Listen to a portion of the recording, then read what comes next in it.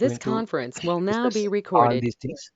Okay, so before that, I just would like to know anyone is like trying to start the career in the data engineering without prior experience, or like you are all already working in some databases, like anyone who who is not having experience to databases and all, just I would like to know because there are some basics needed for them.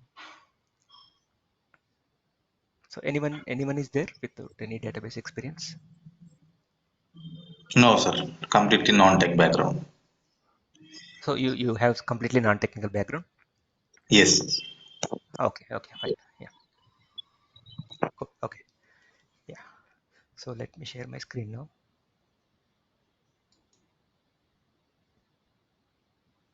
Okay, so today's session is like just we'll see what is data warehouse. Okay, like what is the course content and what we are going to cover as part of this course. Okay, so and yeah, very basic introduction like how to spin up a Snowflake account. I'll show you. Okay, so this course objective is like a complete data engineering course package. So if you see in the outside market, maybe in the job website like Naukri or LinkedIn, you will be seeing different job descriptions. You should have experience in a data warehouse. You should have an experience in an ETL tool, right? You might have an experience in some Python scripting or some reporting tool. So your job descriptions have changed or job requirements are also changed. So you are expected to learn multiple things. Okay, so as part of this course, what we are going to see is for anyone who starts any data engineering courses, right? So this SQL is mandatory. SQL basics is mandatory. Okay, so SQL is like structured query language, which is a kind of programming language used with databases. Okay, so if you are from non-technical background, you should be very thorough with SQL basics. Okay, and some data warehousing basics also, some terminologies of data warehouse. Okay, so for this, what I'm going to do is I'm going to give you a pre-recorded sessions like 7 to 8 hours of sessions, which I have recorded. So you can go through them, and maybe one or two weekends I will discuss the SQL basics. Okay, so this is like prerequisite I can say for this course. So anyone who does not have database background, maybe you need to go through these things. But if you already have the database background, you're working on some databases like Oracle, Teradata, or Snowflake before, so you might be knowing SQL. So in that case, you can skip this first point. Okay, and our actual course, starts from here. So the 80% of the syllabus that I'm going to cover is on Snowflake. Okay, so we will be discussing Snowflake data ingestion, how to build data pipelines, what are the Snowflake special features. Okay, so all those things we are going to discuss. Right now, also I'm going to show you how to spin up an AWS account. So AWS is a cloud account. Okay, so your Snowflake runs on cloud generally. So we are going to see the AWS data services and how we can integrate these AWS services with Snowflake. Okay, and before that, if you enter into the data engineering market, so what they're asking is generally they'll ask you maybe some data warehouse. Anyway, SQL is mandatory. So first thing is SQL that you need to know, and the other things they ask is data warehouse. Okay, so like Snowflake, Redshift. Okay, from Google, BigQuery is there. From Microsoft, Synapse is there. Right? So you have all these data warehouses in the market. Okay, so Snowflake, we are choosing Snowflake here because Snowflake is most commonly used data warehouse when compared to other data warehouses. Okay, and also they will ask you to some basic knowledge on the cloud. Okay, so in the job description, you'll see you should be familiar with some AWS cloud, Amazon Web Services, or GCP. So from Google, the Google Cloud Platform is the one, and Microsoft Azure. So from Microsoft, we have Azure. So these are the major three cloud vendors in the market currently. Okay, so they will ask you to like, do you have a prior experience or familiarity with this particular cloud uh, clouds actually. Okay, so AWS is the most commonly used. So in our sessions we are going to cover AWS. Okay, apart from that, they may ask you, do you know some kind of scripting language? Okay, so the most commonly used scripting language is Python. Okay, so you don't need to be an expert in Python, but you should be uh, writing basic code. Okay, so previously Python was optional in the data engineering world, but now Python has become mandatory. Okay, so everywhere they are asking Python with data engineering. So if you have this skill in your stack, you will be getting more calls here. Okay, so scripting language Python or shell scripting also, the basic Linux commands you should be aware of. Okay, and the other things in the data engineering stack is ETL tools or ELT tools, right?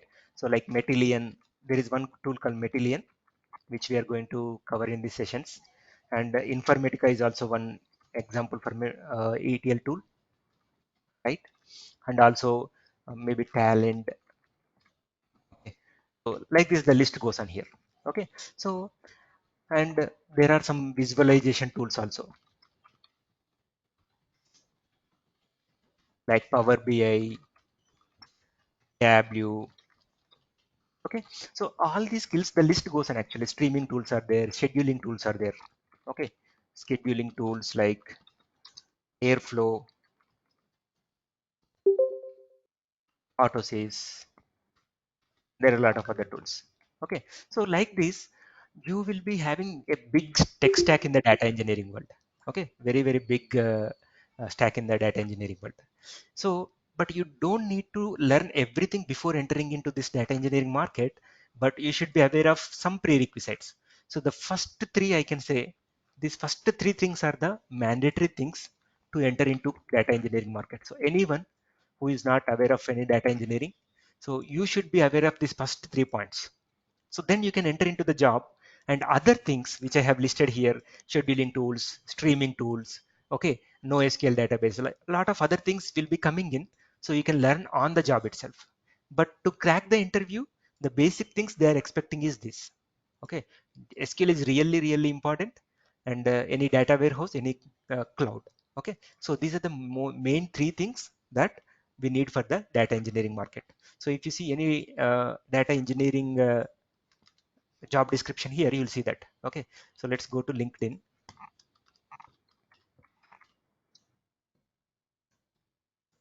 You can find any like Snowflake data engineer roles. I'm specifically searching for Snowflake.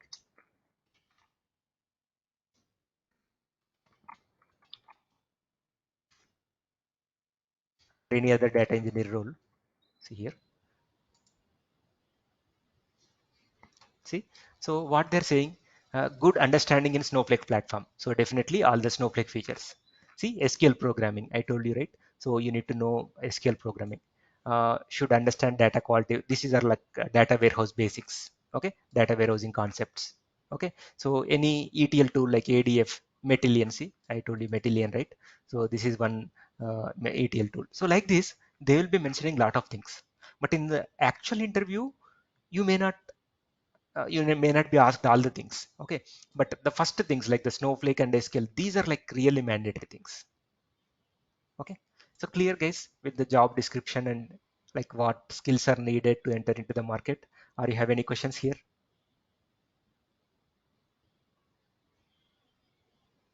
You can ask any basic question, don't hesitate.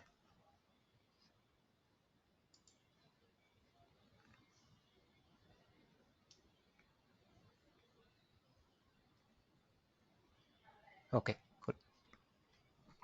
So by aligning this to this job description, I have designed this course actually. So we will be learning Snowflake.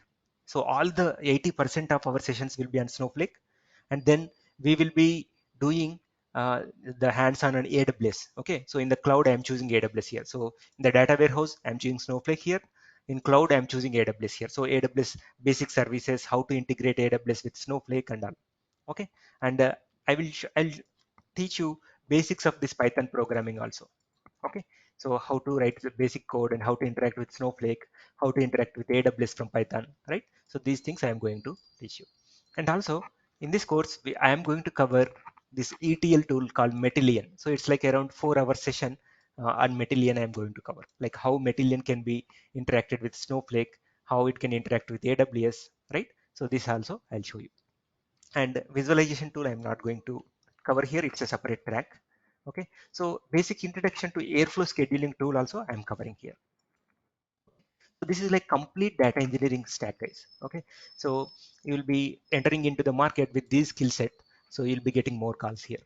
Okay, so this is the course content that I have listed here, the points here, and also I gave the detailed course content here. Okay, so what is the module 1 we are covering, what is module 2. So first, module 1, module 2, module 3 up to module 5 are specifically belongs to Snowflake. Okay, so these are all belong to Snowflake. And module 6 is about Medallion ETL tool, module 7 is about Python, module 8 is about EWS, and module 9 is about Airflow. Okay, so we are going to cover some real-time scenarios also in the topics. Okay, when I am discussing some topics, let's say data loading into Snowflake, bulk loading, so I'll be discussing some real-time scenarios as well. Okay, so when we are writing some Python scripts, so we can see some of the real-time um, code here. Okay, so how to uh, use this Python code to make use of some data validations. Let's say you want to validate the data in Snowflake and some from some source system. So how to automate that?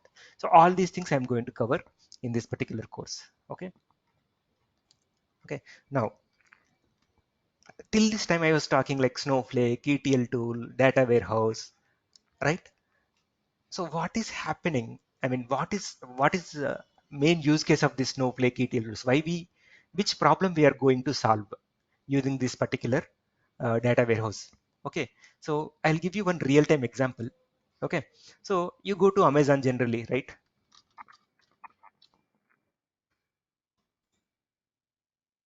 Okay, so let's say I'm ordering some product. Let's say I'm ordering some books. Okay, some novels.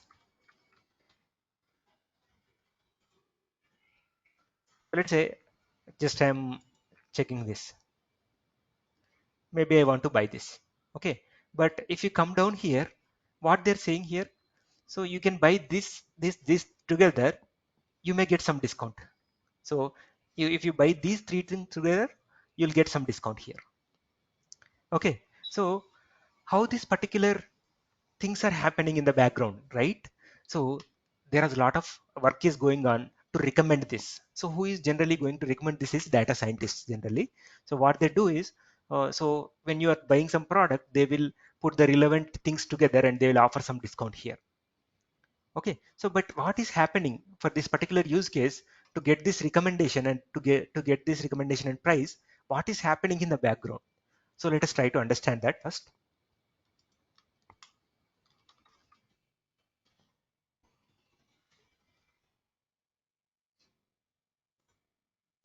So generally, you when you are placing an order, okay, when you're placing an order or when you're buying a book, the data will be stored in some databases. Okay, so the data that is stored, I mean the current order data is stored in some database. So these systems are called OLTP systems, online transaction processing systems. So what is the behavior of these systems is, these systems will hold small amounts of data, like very recent data, and but the response is really faster. Writing and reading is really faster from here. Okay, so but it can hold small volumes of data. So maybe last 1 year data, last 3 months data when you're ordering some products, right? So in the Amazon case, maybe the product information, the inventory information, and let's say the users who ordered, right? So those kind of information, the orders related status and all may be stored here in the OLTP system. Okay, so in the market, you might heard a database called Oracle, right?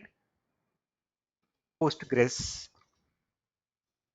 okay, MySQL. Lot of databases are there. You can use any of the database to store the very recent data.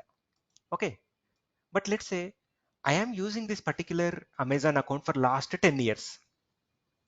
Okay, so last 10 years data of mine is not stored here. What is the reason is, these systems are designed for holding small volumes of data and writing and reading are really faster. But last, let's say last 5 years of data or last 10 years of data, I don't need it here.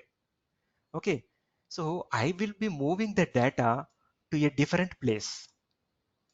Okay, So I will be moving that, let's say my last 5 years data moved into a different database. So this is also a database, and these systems are called OLAP systems. That means online analytical processing systems, or we can say data warehouses. So this is where your Snowflake or Redshift or BigQuery or Synapse. So all these things comes here. Okay. So I have drawn this diagram bigger compared to LTP systems intentionally because these systems are designed for holding huge volumes of historical data. So let's say last 5 years or last 10 years data will be moved from here to here, right? Will be moved from here to here. And it only keeps the latest data, last 3 months data it will have, but all the historical data, it will store it here in the data warehouse, right? Now, how the data will be moved from here to here? So there are some tools. So that is where your ETL tools comes into picture. Okay, so ETL means extract, transform, load. So you will be using Matillion or Informatica, such kind of ETL tools here. Okay, so I'll put this ETL here,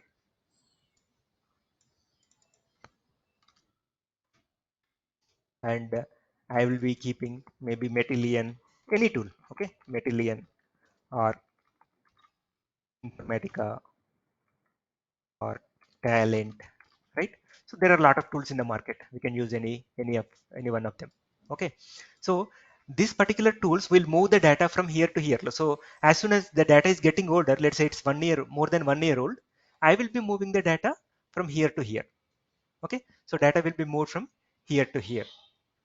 Okay, so all the historical data is here, like last 10 years data is here.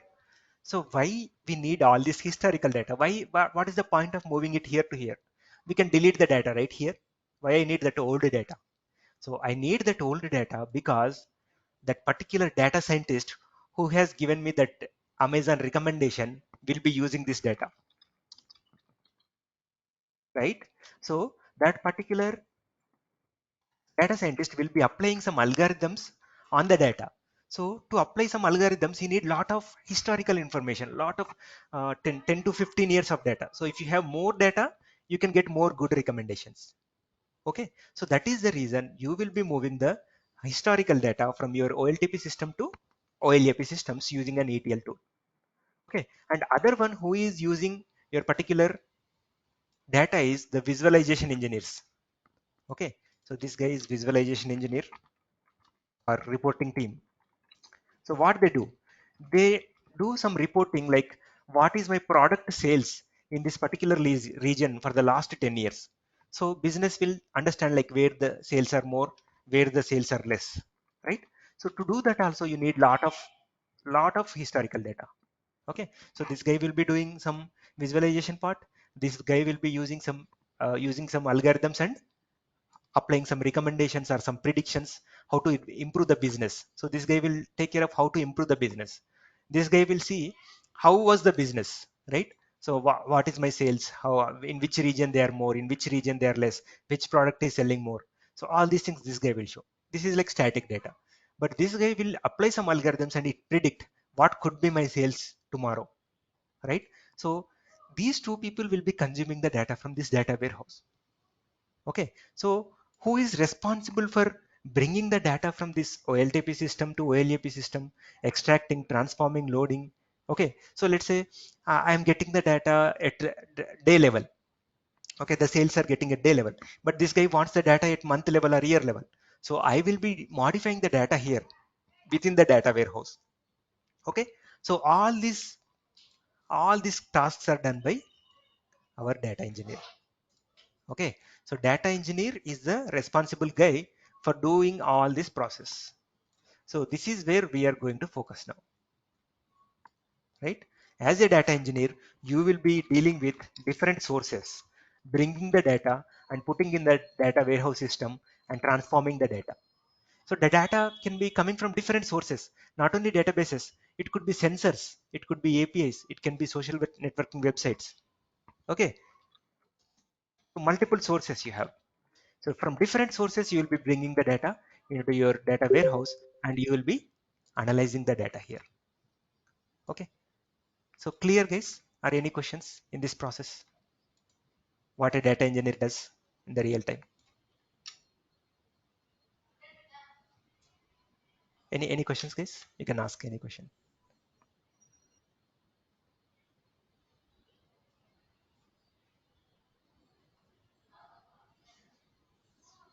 Okay, no questions, right? Yeah. So now here we are focusing here. So we are going to learn this particular Snowflake. Okay.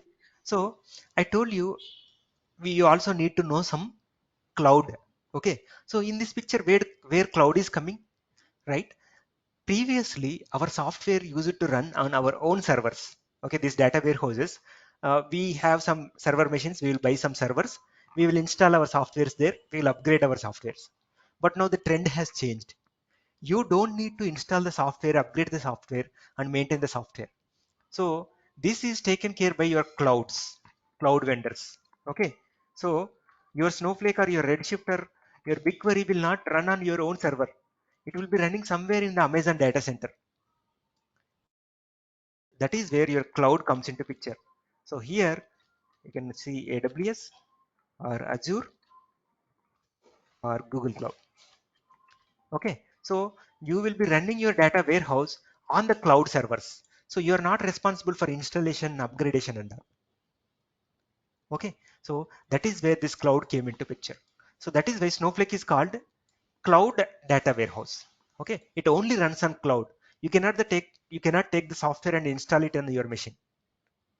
Okay. So that is how you can spin up the data warehouse in the cloud. Okay. Clear? Or you have any questions?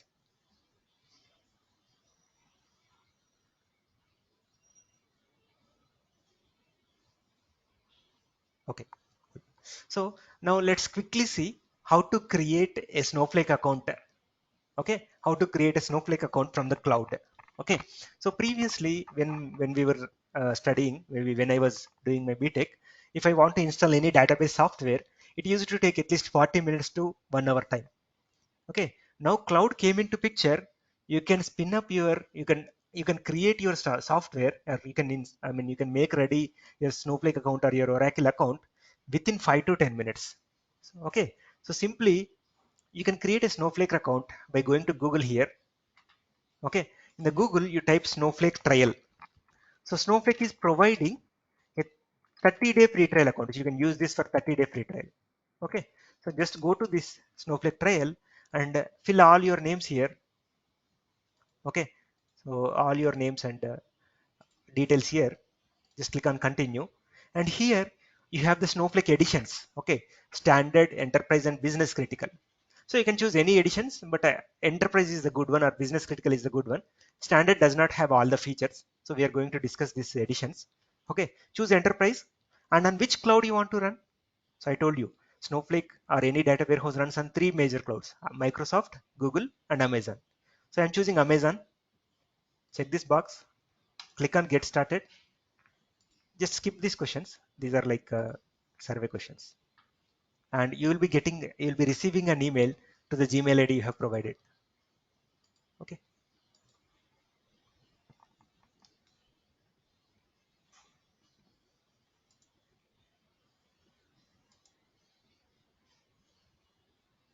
So you'll be receiving from Snowflake to activate your account.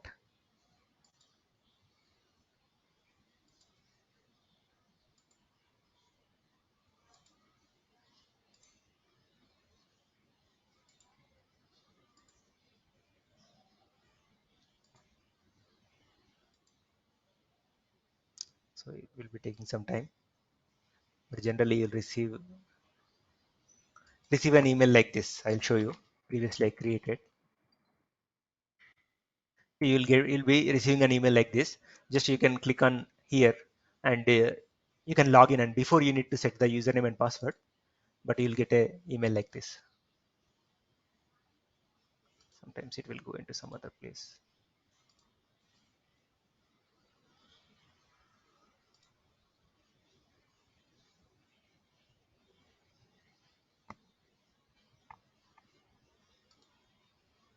I think already,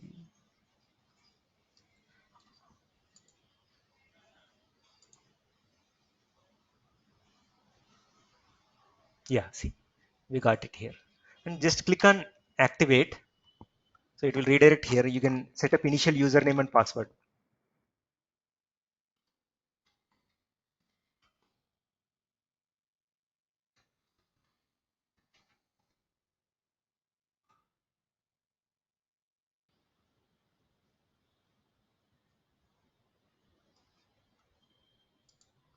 See, so this is the Snowflake user interface. It provides 30-day free trial. Okay, so let's say I want some run some queries, SQL queries. You can open SQL worksheet here. You can run like select star from table name from here. Okay, so let's say if I want to run a query, uh, there are some tables already created. So let's say I want to get the call center data. So what I will do here, select star from table.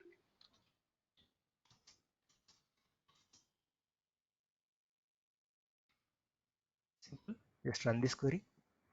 You'll see the result here. Okay.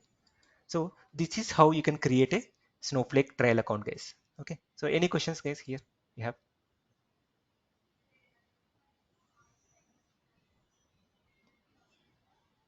Okay. Yeah. So let's wind up the session for now. Okay. So just I gave the quick introduction, like what is data warehouse, what is going to be covered in this session, and how to spin up a Snowflake account. So when the regular class starts, we are going to discuss all the topics that I have shown. Okay.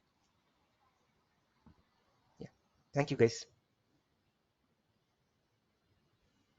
Thank you, Vinod.